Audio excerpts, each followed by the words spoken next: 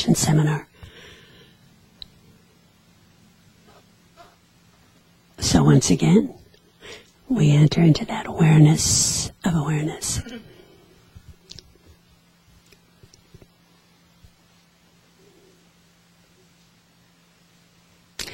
We'll use the mantra Ma this morning, and then Om, clear light. Ma, invoking the energy. Om, clear light. So breathing in Ma, and breathing out Om. Breathing in Ma from the base of the spine, all the way up to the top of the head. Breathing out Om, clear light.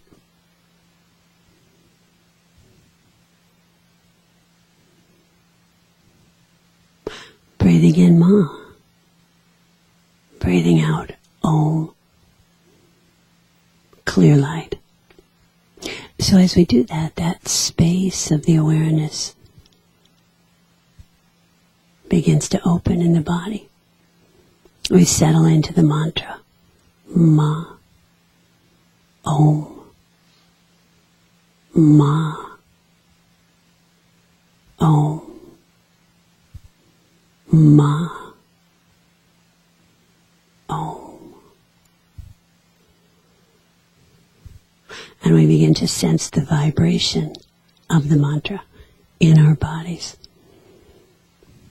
So it becomes less mental, less breath oriented. We just begin to breathe normally. And we feel the vibration of the mantra Ma, Om.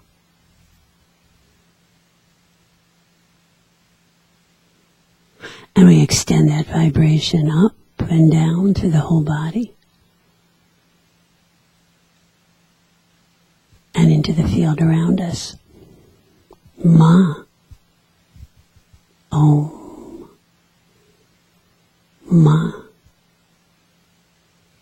Om. We extend into the space around us, feeling the vibration of the mantra in the person to the right of us, and the person to the left of us, across the room. Ma, Om. And pulling that energy, that resonance of the mantra in each person. We pull it into the top of the head, down through the forehead, through the face, through the throat, down into the heart, down into the belly, into the lower body. We extend also to the people on the internet this morning. Ma, Om, as they extend here.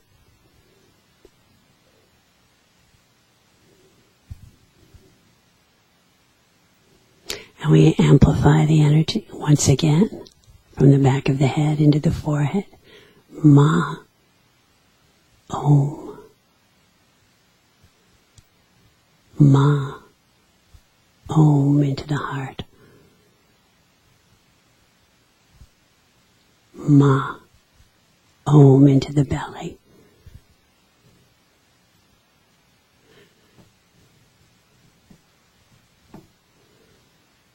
And then relaxing in the heart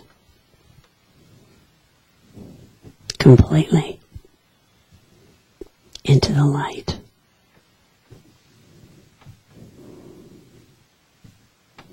Becoming one with the light, that most subtle aspect of us.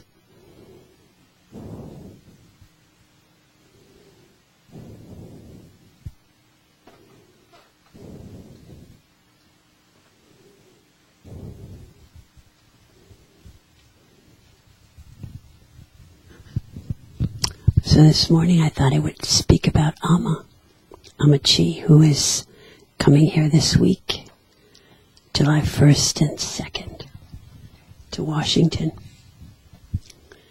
And just a little bit about her life.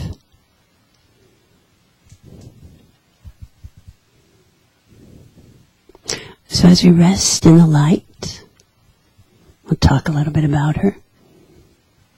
She was born in 1953 in a fishing village in Kerala in India.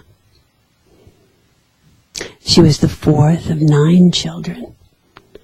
And at birth, her skin was an unusual color, dark blue, which eventually turned dark brown. Both parents were very light-skinned, and the prejudice against a darker child was evident early on. As a toddler, she was fascinated with Krishna, the Hindu deity, and as young as 2 years old, began singing devotional songs to Krishna. She went to school at age 5, but was forced to drop out by 10 because her mother had become chronically ill and was unable to care for the household. She was named Shudamani. That was Amma's name as a little girl. So she became the little mother of the household and the servant girl. Her mother, however, was highly critical of her every action.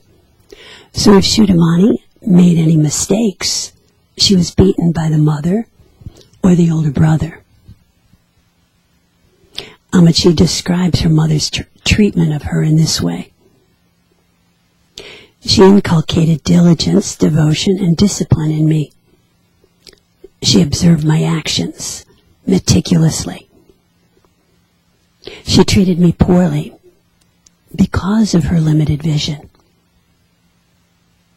All these trials did lead me along the correct path, so I really have no hatred towards her. Her only friend was Krishna, on whom she focused all her devotion.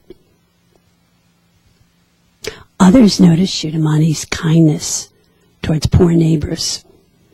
Shudamani would often give away the food stores of the house to poor families.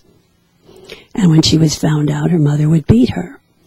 But the beatings didn't stop her, and she would continue to give to the poor.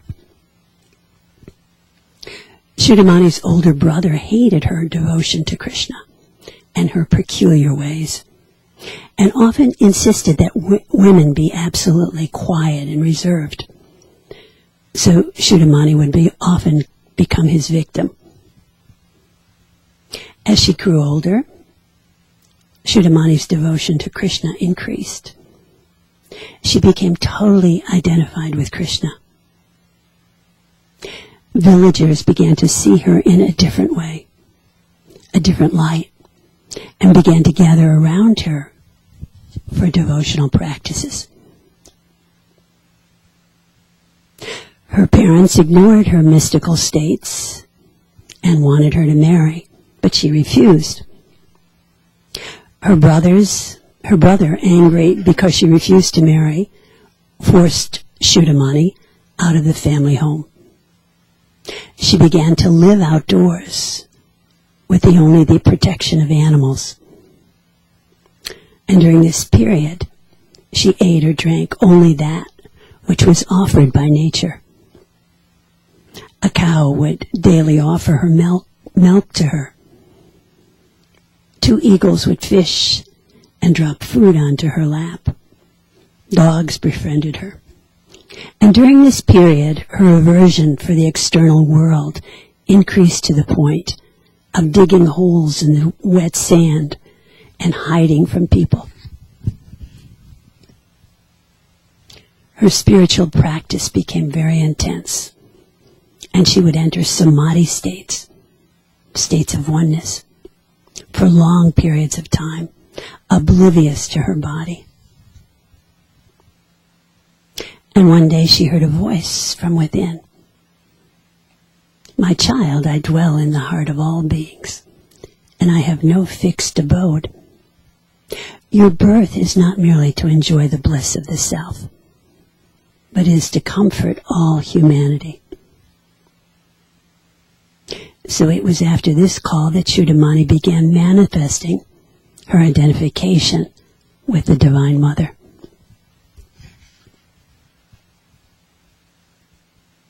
In the past several decades, millions have come to receive a hug from her, from Amma, and to be in her company.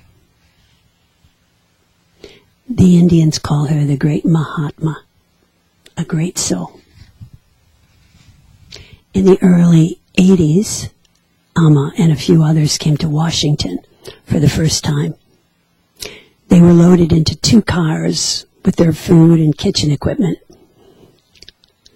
And Amma did a program at the Washington Ethical Society for several hundred people. And then after the program, someone came up to Barbara Carpenter, who we all know, and asked if she could keep Amma and her crew for the night, as they had no place to stay. And Barbara said, sure. So they went to Barbara's house, and then the next day they began to set up for the next night's program. 400 people or so came, and so did the police. So the program was shut down. And that was Amma's beginning in Washington. Rudy and I met her in a school in Prince George's County in the early 90s. So since that time, I think she's hugged about 20 million people. All these just evolving.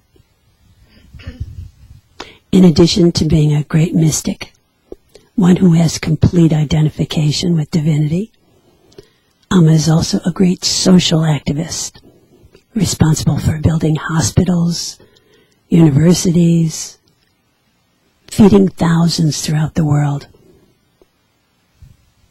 Several years ago, she was interviewed by Matt Lauer and hailed as the next Mother Teresa.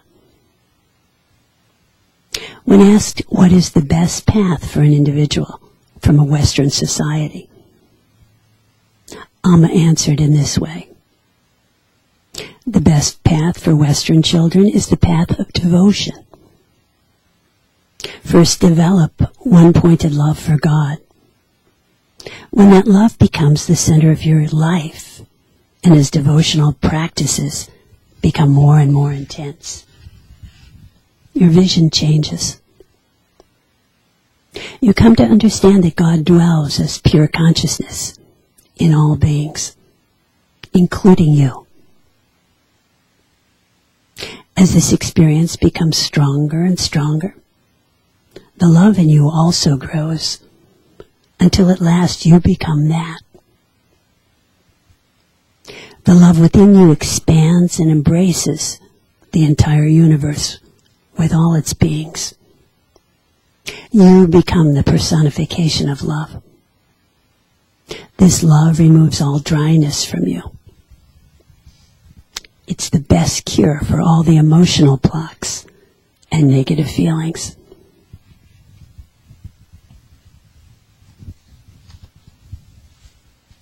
So, right now, we just focus on that love. And if you have trouble with the word God, you can focus on the love you have for another. Because Muktananda would always say, where the love is, God is. So letting yourself go in and feel that love inside you. I will extend also to the generational field, that field of the ancestors, the family, the friends, all the mothers and the fathers.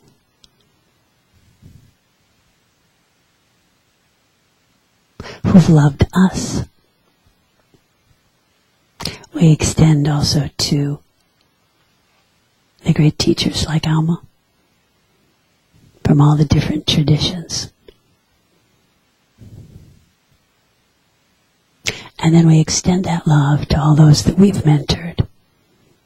Our children, our grandchildren, our students, our clients.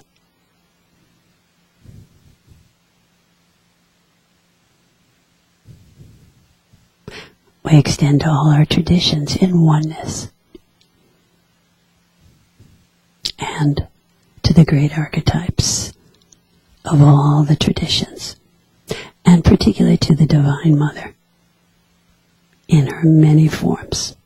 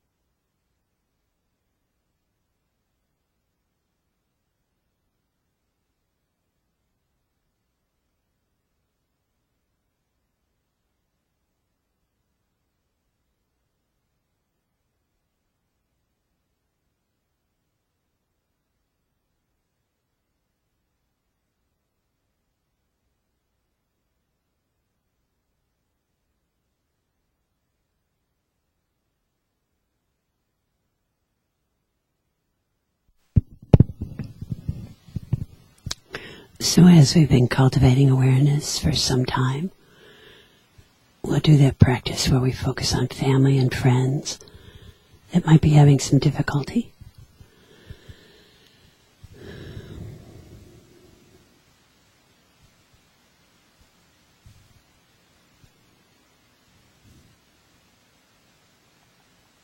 And we'll focus also on our country and all the other countries.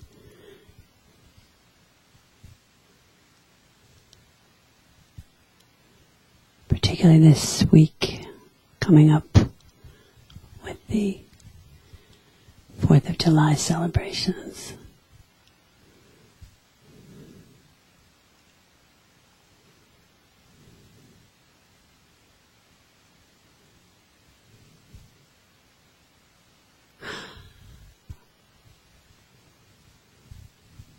So we have one more chant today.